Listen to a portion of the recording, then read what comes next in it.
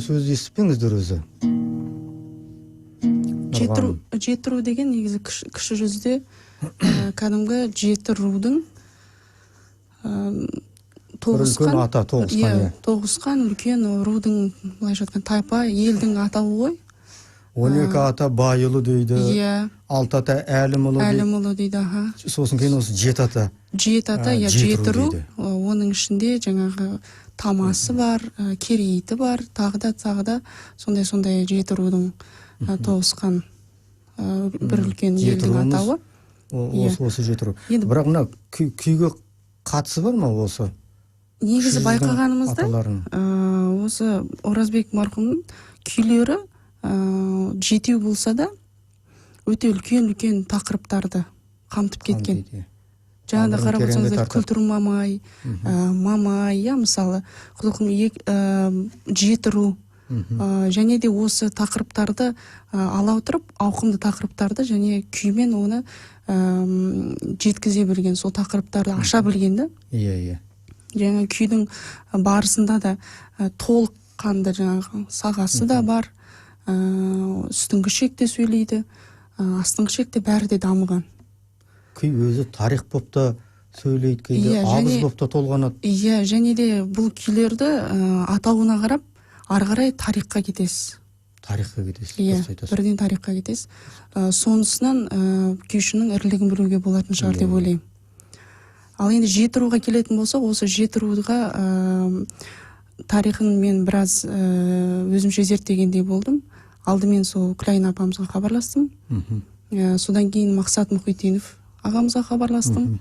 Ол кісі осы Оразбектің күйлерін жаңағы лентадан дискке көшірген ағамыз екен. Сол кісіден бір ауыз сөз сұрадым осы жеті ру күй жайында. Енді негізі алдымен күй туралы айтпас бұрын жеті ру күйіне Таласбек марқұм айтып кеткен екен. Бір мінездеме берген бір мінездеме берген екен. Бұл сүгірдің ыңғай төкпе күйіне ұқсайды деп, әуені келеді деп айтқан бір сөзі бар екен. Сол сөзден енді бәрі де дауыс шығып отыр. Бұл күйді көбісі сүгірдікі деп те айтады. Бірақ күйдің өз атауы айтып тұрғандай, Оразбек өзі де осы жерде ол кісінің тазалығын көруге болады. Ол кісі күйменікі деп отқан жоқ, жеті рудікі деп отыр. Яғни жеті рулар, олар мына кіші жүз руына жататын болса, демек бұл кіші жүздің күйі, сол жақтың сарыны, сол жақтың күйі деп, күйдің өзін сөйтіп атап кетіп отыр. Енді тағы бір мен білген ақпарат, жеті ру, ол кісінің жұбайы, жары, оңалай деген кісі болған екен. Руы жеті руда таманың қызы екен. Таманың қызы болыпты. Сол ол кісіні кезінде өзі төре қыз деп сөйтіп еркелеткен екен.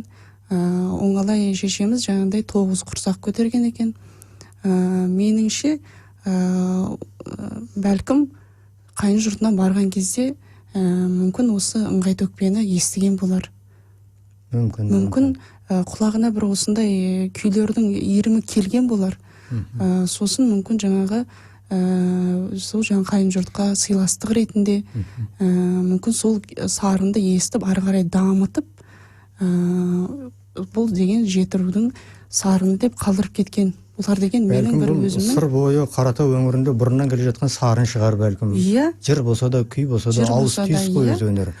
Өйткені жеті ру деген тек қана тамай емес қой. Ол жерде жеті үлкен ру бар.